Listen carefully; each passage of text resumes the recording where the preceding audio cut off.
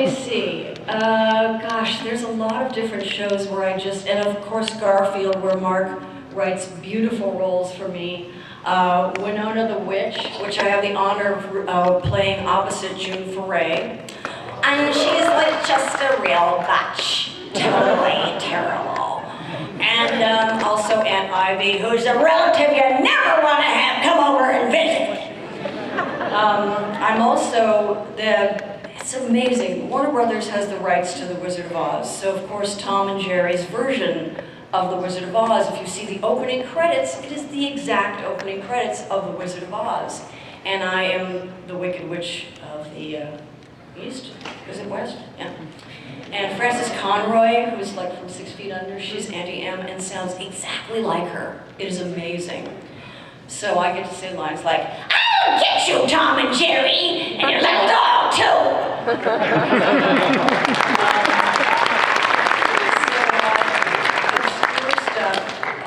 Obscure. I was Baby Doll in Batman.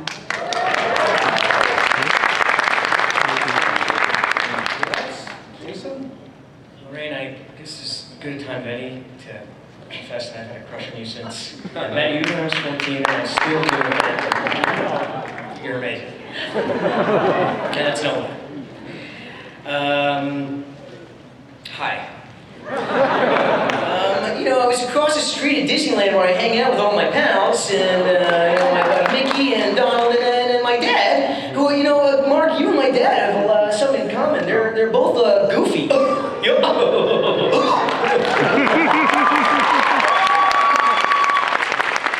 that's Max. He's a buddy of mine. I also play who watches Fairly OddParents. You might know me as Chester McBadbat, ace photographer, friend of Timmy Turner. I live in a trailer park. You want to come over and play my dirt pile? You're more than welcome. Right along that same spectrum as Chester. We got Normal. He's the cutest little kid in the whole wide world. I know, because I'll tell you. I don't like Garfield too much because he eats too much lasagna, doesn't watch his figure, and he always sends me to Abu Dhabi. I don't know what's up with that. Most recently, any Young Justice fans? This guy, Impulse. Came from the future. Impulse. Oh, that is so crash. I love that name. Catchy, dramatic. One word like Nightwing or Robin or Beast Boy. Wait, that's 2 words. So is Blue Beetle. Is he here too? So I had it right because I knew I was going to mess it up. That's the obscure, if anyone's a fan of the cult Halloween film Hocus Pocus. There's a black cat in there. His name is Binks.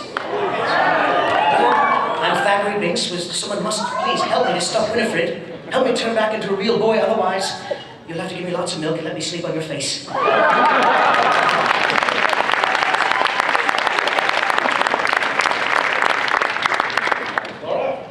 Hello, Ghostbusters, please hold.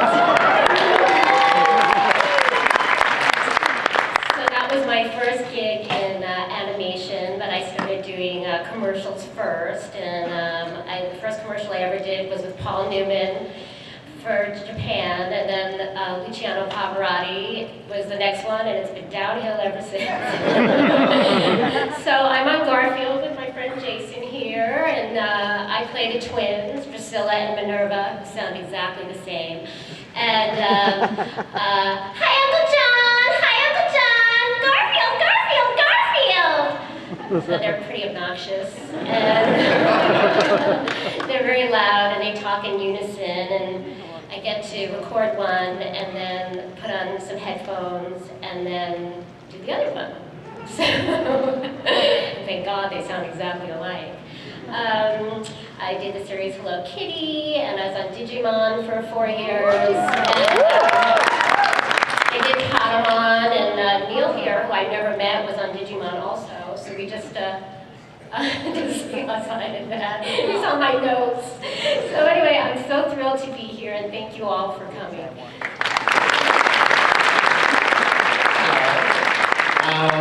My name is Neil Kaplan. I am probably best known around the world as the voice of Optimus Prime on the little incarnation called Transformers, Robots in Disguise. So we didn't have a long the best name. I also, down here in Anaheim, people might know me from a game called Starcraft II. I'm the voice of Takis Finley. There are people around the world who get very disappointed that I'm not 6'8" and African American. I like it that way. I was also on Digimon, and I was the voice of Hawkmon. So when I got cast as Optimus Prime, lots of people were very frightened that I was going to say, Autobots transform! So what I like to say at conventions is it's usually Hawkmon Digimon to Optimus Prime. And occasionally people get kind of surprised when they find out I was the voice of a Care Bear. If you went to Toys R Us and you bought one of the talking Care Bears, I was Funshine Bear! Give me another Care Bear hug! Which my wife moved in with me, and 3 days later that thing was busted. She was tired of hearing it. She touched it one time and it wouldn't stop talking. Like me. Hi, everybody. My first animation job was on Spider-Man, and I guess I'm most well known just for saying, "Face it, Tiger, you just hit the jackpot."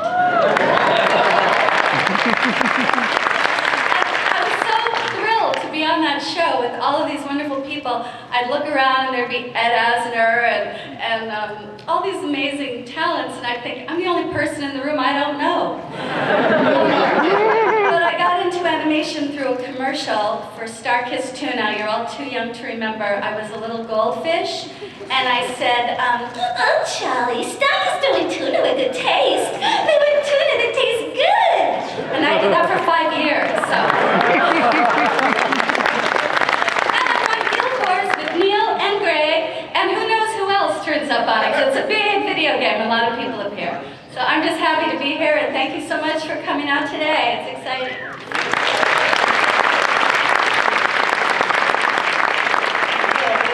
We don't have that much time, so I'm going to go right to the script. We do a thing, we do a cold reading here. Would you pass the scripts down, please?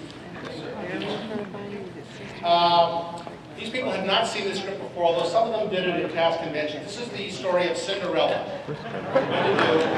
And I have taken here a very boring script, a very simple, straightforward animation script. I'm going to assign roles and play director here. I was at Sater's this week. Do we dip in salt water or? All right. Pamela, we're going to try something a little as an experiment. It's a little different. I want you to read this script absolutely straight, serious. Don't change anything. Read it exactly with full dramatic impact here. Let's see just how that works. Let's see what happens this time. Gregg, you are going to play part of Harold #1. Knave, Faversham, and persons 1 through 5. That's the rules. Take the staple out. Play the part of the ugly sister #1 and the fairy godmother. For straight. Right? Jason, you are going to play the narrator in Harold #2. No. Straight. Straight.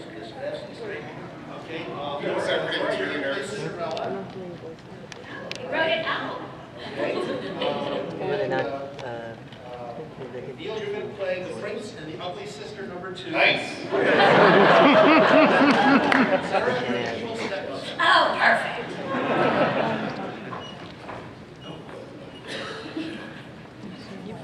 All right, now they have not seen this script yet. They're marking their copy right now with all their lines. Straight, absolutely straight, okay. Just how it works, all right? Okay. And usually in animation, the cast doesn't get the script very far in advance. On the Garfield Show, the scripts aren't written very far in advance. I've actually managed a couple times this last season to achieve same-day script. So they don't know exactly what they're going to do with this stuff, but I thought we'll just try and make it work as best we can. All right, I'm going to give you just a little bit or two. You're going to have to mark ahead here. We got to get started.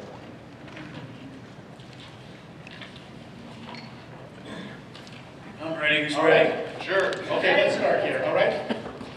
Very straight, very serious. The story of Cinderella. Jason, you start. Once upon a time, there was a... Jason, sorry. Oh, he's the narrator. He's got my glasses. Sorry.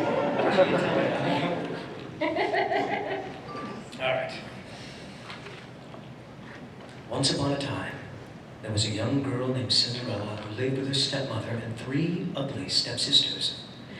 Every morning, the stepmother and stepsisters would wake up and order Cinderella around. What's taking Cinderella so long? I want my breakfast. I'm hungry.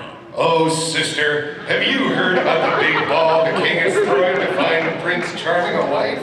Everyone will be there when he picks me as his bride. Why, I'm certain he'll pick me. Can we go, Mother? Please, can we? Of course we're going to the ball. My daughters are the most beautiful girls in the land, not to mention how rich the prince is. Oh, Cinderella, it's about time you brought us our breakfast. Oh, here you are. I'm sorry I was late. You're dismissed. Well, what are you standing around for? It's just that I thought, that is, may I go to the ball too? You! That's too funny. Hold on. Stop. This isn't working. As director, I think this isn't working here. We need to make a change. Greg, would you change scripts with Laraine?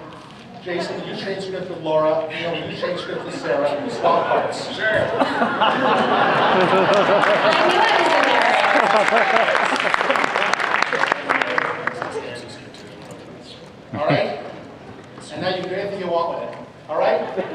Let's start from the top again. All right. Once upon a time, there was a young girl named Cinderella who lived with her stepmother and 3 ugly stepsisters.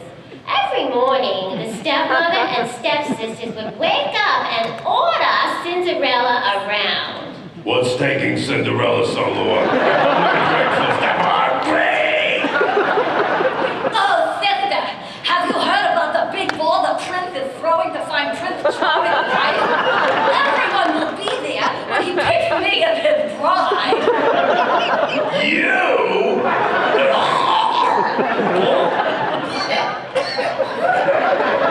I am certain he'll pick me. Can we go, Mother, please? Can we? Of course we're going to. My daughters are the most beautiful girls in the land. Not to mention how rich the prince is.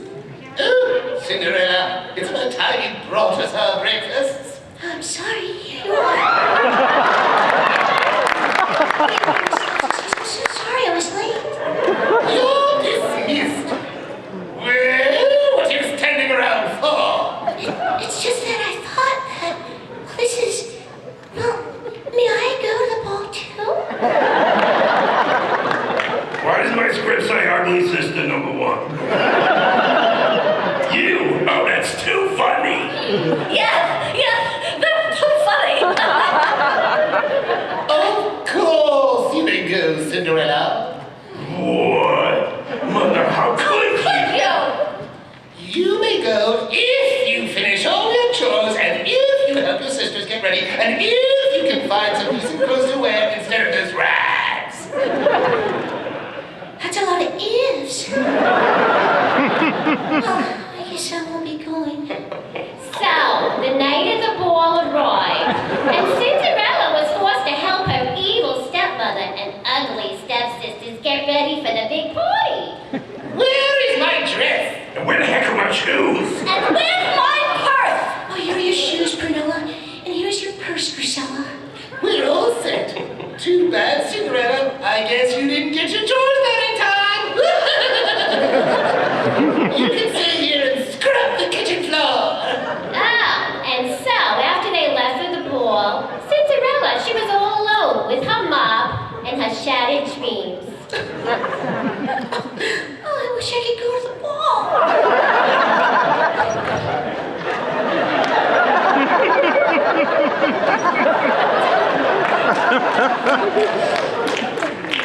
I wish I could. What? I said, I wish I could go to the ball. What was that you just said? Who are you? Why, I'm your fairy godmother, of course. Now, what was that I just heard you say? Just that I want to go to the ball. But it's too late now, and I have no way to get there. Was that all? I can manage that. It's never too late for a little magic. The fairy godmother just waved pumpkin into a beautiful coach and 2 mice into horses. Now there you are. See, now we may go to the ball. Fairy godmother, aren't you forgetting something? Heavens. Oh, you can't go looking like I'm that. not wearing anything right now. I need a dress. And with another wave of her wand, she changed Cinderella's rags into a beautiful ball gown. And on her feet, there were lovely glass slippers. Now remember, there is one thing. You need to be home by midnight when the magic stops working. And so Cinderella left with the ball in her coach. At the palace, the party was in progress. And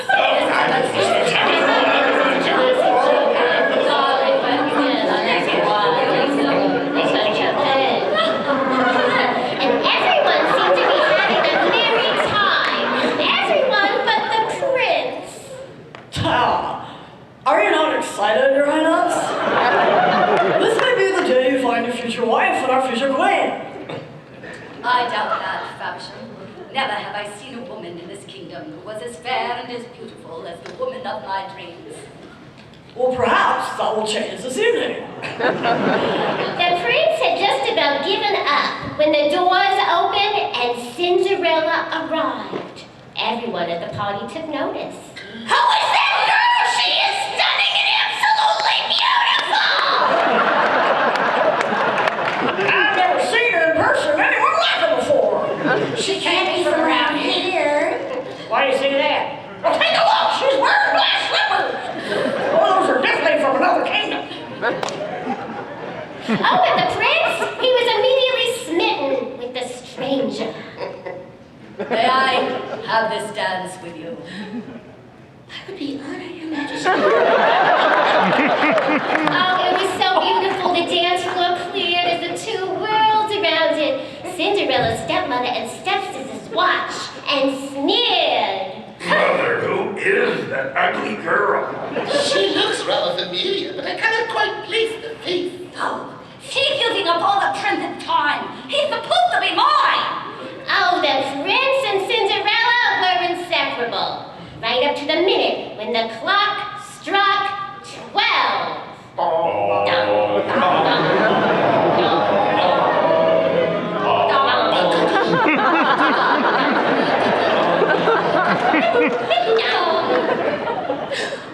Oh no, it's midnight.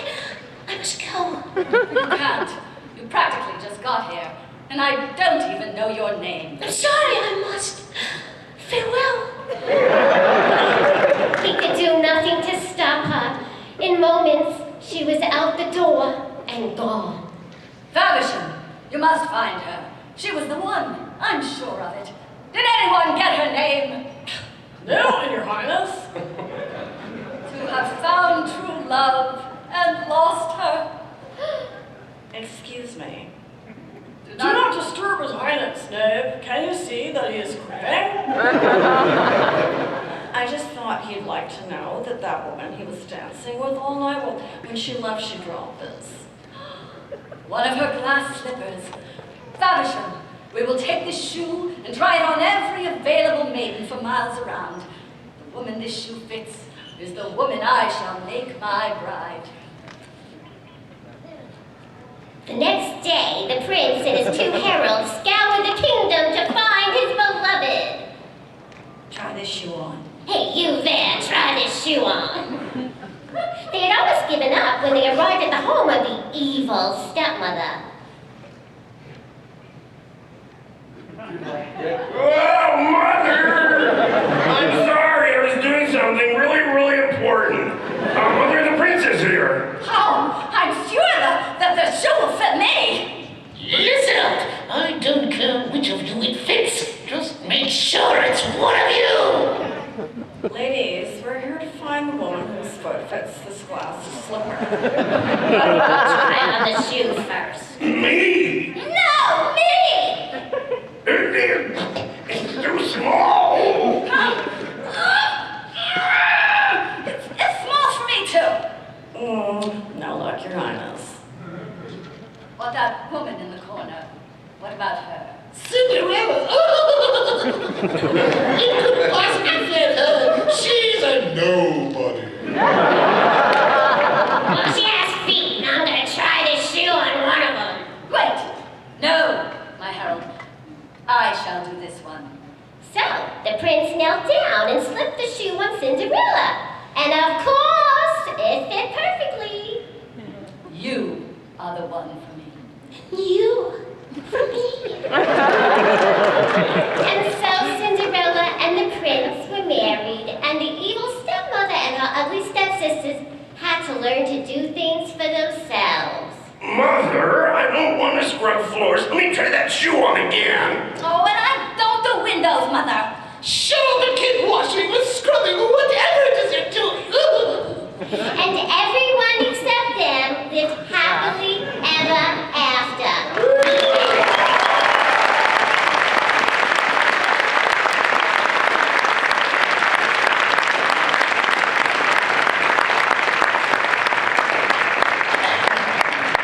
Very nice, Colonel. Very good.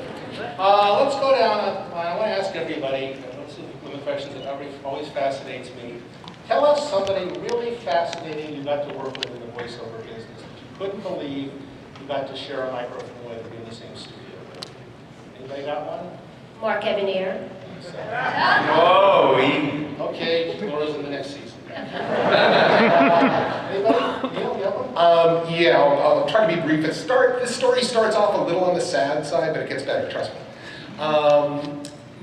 My mother passed away years ago, and for a little while when that happens to you in your life, when you think about that person, it gets kind of sad. Well, I had a session one day, and I walked in, and I saw Dick Gautier. And my parents raised me on Broadway, so that was Conrad Birdie. That was Broadway's original Birdie, and that was Jaime the Robot from Get Smart. And I was so jazzed. My initial instinct was, oh my God, I've got to call my mom. She's going to love this. And it was the first time in my life that moment felt good. You know, because in that moment, she was just as much with me as if she was still alive up in San Jose. And so I will never, ever, ever in my life forget walking in and seeing Dick Gautier. And by the way, I told this story to Billy Boyd once, and I ended the story like this. I said, so even to this day, when I think about Dick, I smile. Me too. We all love Dick. There you go. Well, who else has got a good name drop? Greg, you want to go through a list?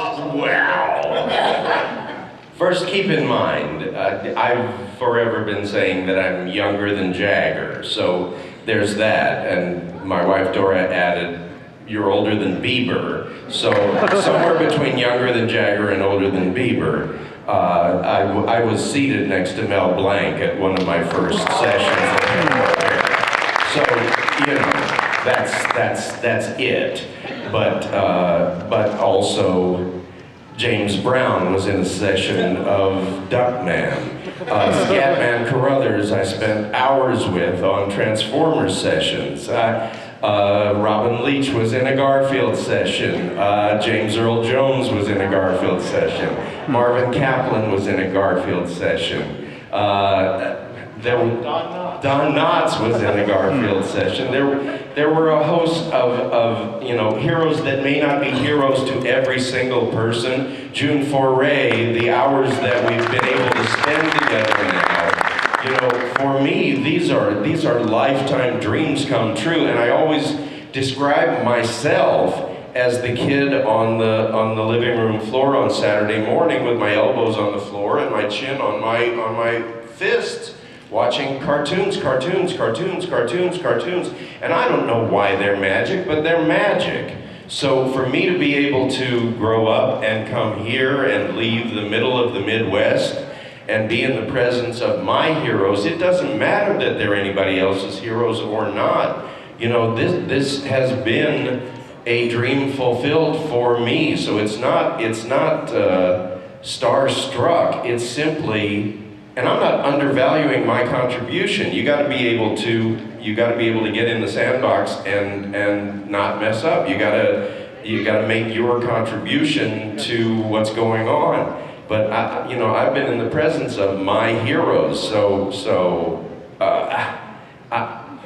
has been and continues to be a dream career for me. Plus, I heard it first and best said by Lorenzo Music. It beats the heck out of heavy lifting.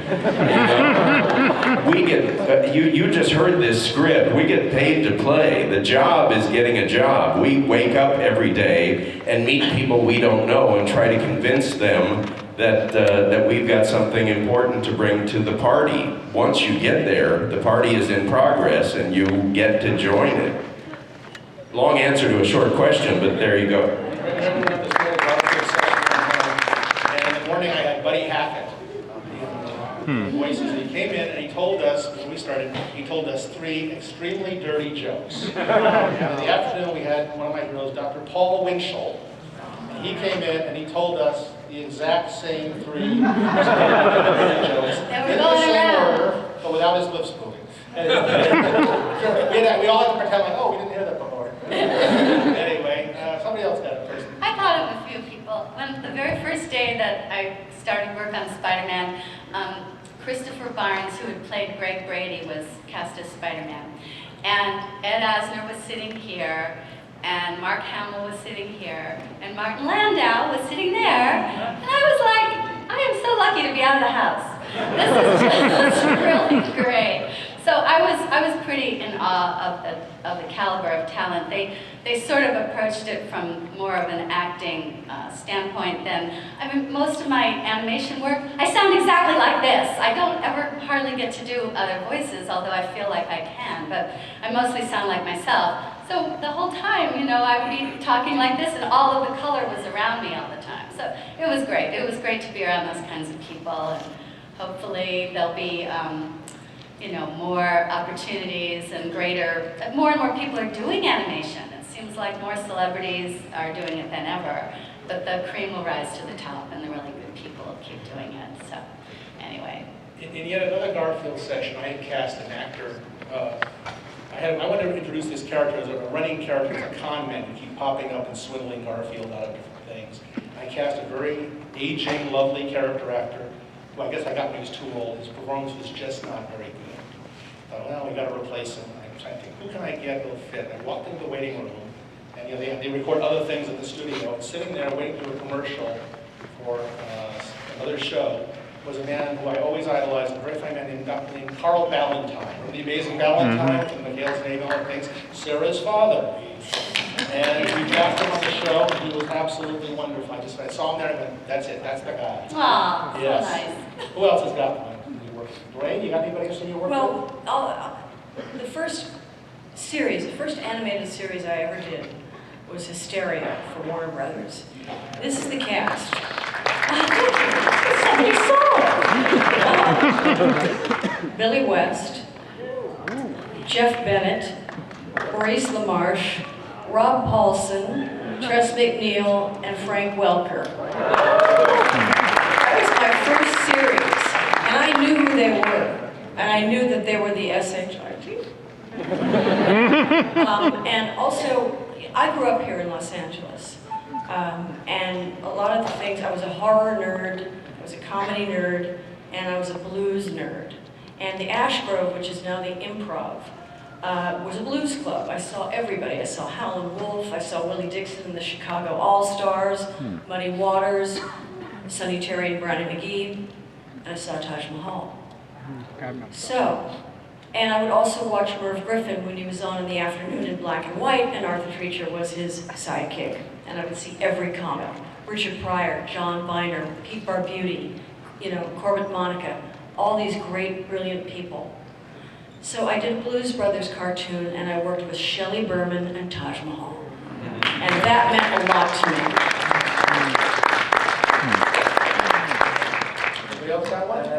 Well, just going on Gregg's thing, working with your heroes, I too, you know, I grew up watching cartoons, and it's definitely a dream come true to be up here. And thank you for inviting me again, Mark, and for all the work. Garfield as well. Most recently, I'm doing a show called Rescue Bots for the Hub. It's Transformers for younger kids.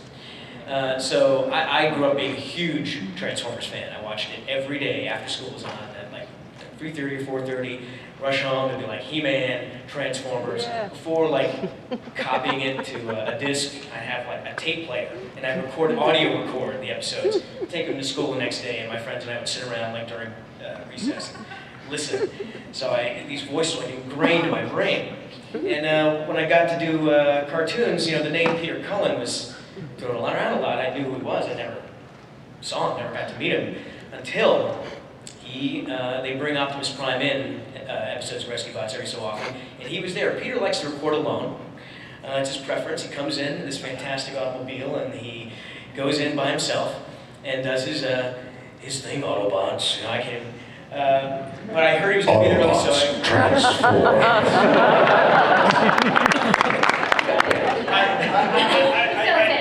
do. Almost. Well, no, that's not the old one. So one from the 80s is like this, but he now sounds like this. Yeah. Still almost. I would have been, yeah.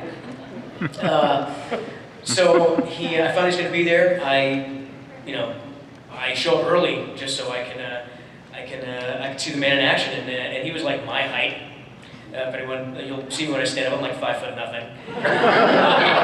And he was super cool. And I sat in the director's side of the booth and listened to him do his Optimus Prime. And like the second he started, I started crying. I'm not kidding, because I was transported back to like my 13-year-old self in front of the TV, recording these, playing with the action figures, and doing the voices, and that was a thrill beyond belief.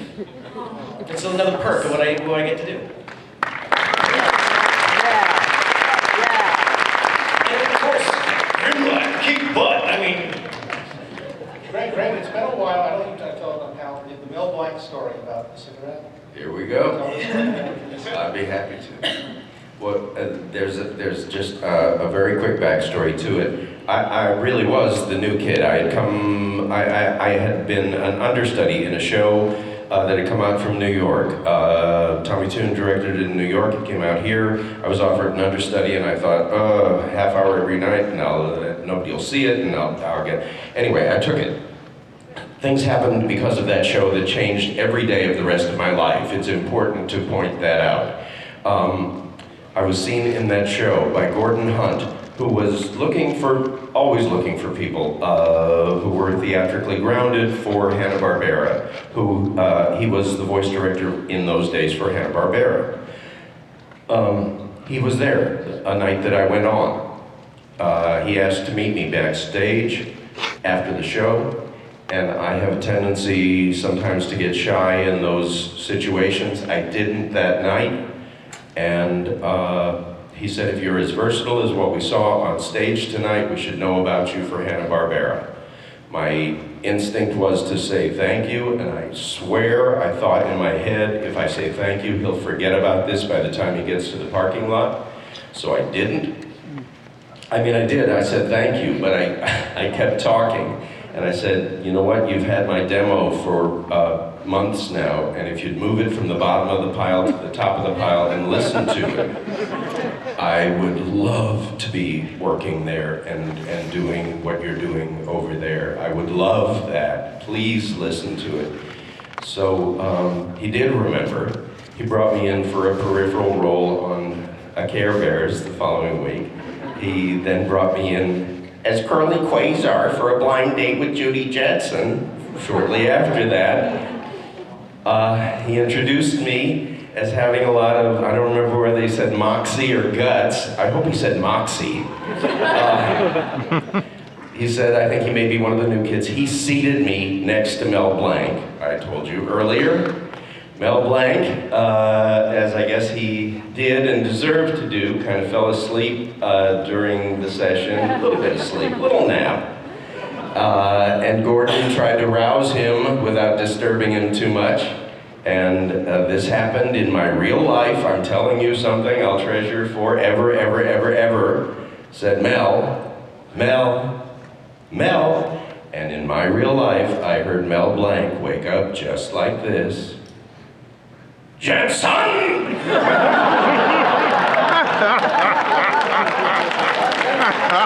heard Mel Blanc wake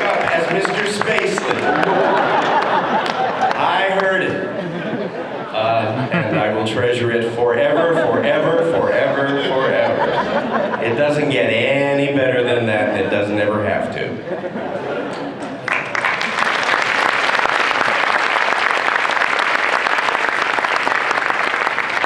We were very fortunate that we got to work with guys like Mel. I actually had to direct Mel Blanc one time. I acted in a Bugs Bunny commercial thing. I actually had to tell him to read What's Up, Doc slower. The stupidest notes I've ever given him. But we got to know, we were working on a lot of shows now with June Foray and with the legendary Stan Freberg, who's on a lot of the shows we do. And some of us got to work with Dawes Butler, who I think was the voice actor. If you don't know who Dawes Butler was, you should know who Dawes Butler was. Now we got another minute or two here. What's the neatest thing about being a voice actor? What's the best thing about the business, the profession? Why is it better than being an on-camera star? Not that there's anything wrong with that. For me, was someone asked me to call their daughter's Max for her 5th birthday, and you know, I would, you know, if Optimus Prime called me on my 5th birthday, I'd freak out too. So it's a perk. I'm not Peter, but I'll talk about any bird. It's great sometimes not to have to audition and just get hired from your demo, or because you have a history, nobody has to approve you, and can you work on Tuesday and do this part? Yeah. I just love that, you know, we're not held back by what people see as we walk in. You know, so much of on camera is about, oh, you're too tall, you're too thin, you're too this, and excluding you. But I've been able to play African-American characters, you know, and I like doing that. And Asian hitmen, and all sorts of different things, and mothers, and different secretaries, and stuff like that. And it's open to interpretation, so the fact of it is, the field is as wide open as your imagination and your instrument will allow you to go, and that's my favorite thing. Yeah, I feel that way too. I love the craft of voice acting, of making characters with your voice and acting with your voice. When I first started doing this kind of work, I had to drive my kids all over town, and I listened to these DVDs of old-time radio, and Don Amici, and you know, the Bickersons, and all this kind of stuff, just to learn the craft of voice acting, because it is separate. And I just love this work. Really love it. And I'll tell you another perk of the business. You get rewarded because you get to meet fans like this who will thank you. As I tell them, please join me in thanking Gregg Berger, Laraine Newman,